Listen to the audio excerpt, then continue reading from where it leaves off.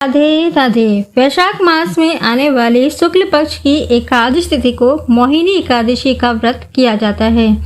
इस एकादशी को काफी खास माना गया है और इस दिन भगवान विष्णु जी के मोहिनी अवतार की पूजा की जाती है और शास्त्रों में भी इस व्रत को करने की महिमा बताई गई है। एकादशी के दिन तुलसी पूजा का भी काफी महत्व है। तो आज इस वीडियो में हम जानेंगे कि मोहिनी एकादशी की पूजा कैसे करें, कुछ उपायों के बारे में एवं एकादशी पर तुलसी की पूजा कैसे करें। तो आइए जानते हैं।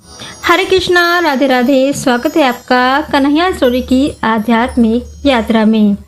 सनातन धर्म में एकादशी का खास महत्व होता है। यह तिथि हर महीने में 2 बार आती है और भगवान विष्णु जी की पूजा के लिए सबसे शुभ मानी जाती है। ऐसा माना जाता है कि एकादशी के दिन अगर सच्चे मन से व्रत रखा जाए और भगवान विष्णु जी की विधिवत पूजा की जाए तो जीवन में सकारात्मक बदलाव आते हैं और घर परिवार में सुख शांति बनी रहती है। वैशाख मास में आने वाली मोहिनी एकादशी का धार्मिक और पौराणिक रूप से बहुत खास स्थान है।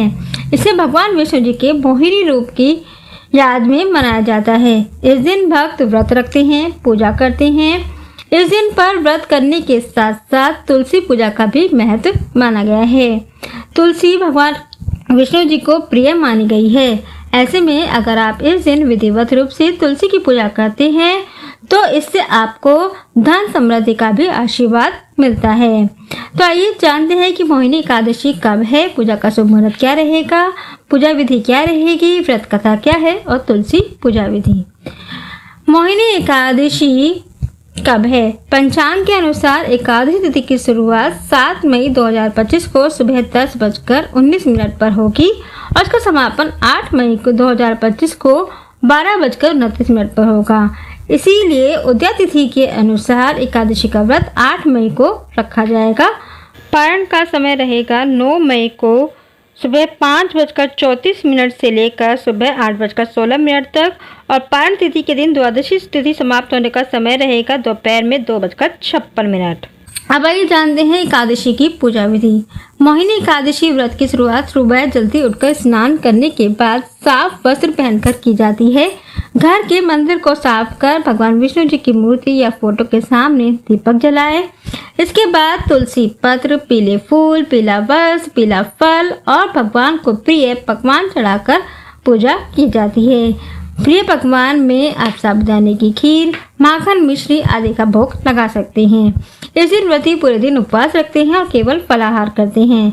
अगर कोई व्यक्ति उपवास नहीं कर सकता है तो भी वह सात्विक भोजन लेकर भी पूजा कर सकता है, लेकिन व्रत का पूरा फल पाने के लिए जल उपवास या फलाहार उपवास करना श्रेष्ठ होता है। पूरे दिन ओम नमो भगवते वासुदेवाय या विष्णु सहस्त्र नाम का पाठ करना लाभकारी माना गया है। रात को भगवान विष्णु जी की आरती और भजन के साथ व्रत का समापन किया जाता है। अब आइए जानते हैं कि एकादशी पर तुलसी पूजा कैसे करें। मोहिनी एकादशी के दिन सुबह जल्दी उठकर स्नान आदि से मुक्त होने के बाद साफ सुथरे कपड़े पहने भगवान विष्णु और माँ लक्ष्मी जी की पूजा के बाद तुलसी जी की पूजा आरंभ करें। सबसे पहले तुलसी के आसपास अच्छे से सफाई कर लें। इसके बाद तुलसी के पास दीपक जलाएं और तुलसी जी को लाल चुनरी अर्पित करें। ऐसा करने से साधक को भगवान विष्णु और माता लक्ष्मी जी का आशीर्वाद मिलता है और घर में सुख समृद्धि बनी रहती है। साथ ही इन बातों का ध्यान रखें कि एकादशी के दिन तुलसी पूजा के दौरान तुलसी को स्पर्श करने से बचना चाहिए। एकादशी तिथि के दिन तुलसी में जल अर्पित करना शुभ नहीं माना जाता है। धार्मिक मत है कि इस दिन पर तुलसी जी निर्जला व्रत करती हैं। ऐसे में जल अर्पित करने से उनका व्रत खंडित हो सकता है। अब आइए जानते हैं कि भगवान विष्णु जी को प्रसन्न करने के लिए कुछ खास उपायों के बारे में। मोहिनी एकादशी की शाम को तुलसी के पौधे के पास गाय के घी का दीपक जलाने से दरिद्रता दूर होती है। इस दिन किया गया दान कई गुना फल देता है। खासकर पीले रंग के वस्त्र और मिठाइयाँ दान करने से भाग्य बलवान होता है। मान्यता है कि केसर का भोग लगाने से विष्णु जी जल्दी प्रसन्न होते हैं और मनचाही इच्छा पूरी करते हैं। सुबह स्नान में थोड़ा सा गंगा जल मिलाकर नहाने से शरीर शुद्ध होता है और मन शांत रहता है। ओम विष्णवे नमः मंत्र का कम से कम 108 बार जाप करें। अब आइए जान लेते हैं मोहिनी एकादशी के पौराणिक कथा। मोहिनी एकादशी का उल्लेख पौराणिक ग्रंथों में मिलता है, जिसमें कहा गया है कि इस दिन व्रत करने से व्यक्ति को सारे पापों से मुक्ति मिलती है। पौराणिक कथा के अनुसार एक समय की बात है, चंद्रवती नामक नगर में धृतिमान नाम का एक व्यापारी रहता था, जो पाप कर्मों में लिप्त था। एक दिन उसे मोहिनी एकादशी का उपवास करने की प्रेरणा मिली। उसने इस दिन व्रत रखा और भगवान विष्णु जी का ध्यान किया। परिणाम स्वरूप उसकी सारी विपत्तियां दूर हो गई और उसे मोक्ष की प्राप्ति हुई। इस एकादशी का नाम मोहिनी इसलिए पड़ा क्योंकि इस दिन भगवान विष्णु ने मोहिनी रूप धारण कर देवताओं को अमृत पिलाया था।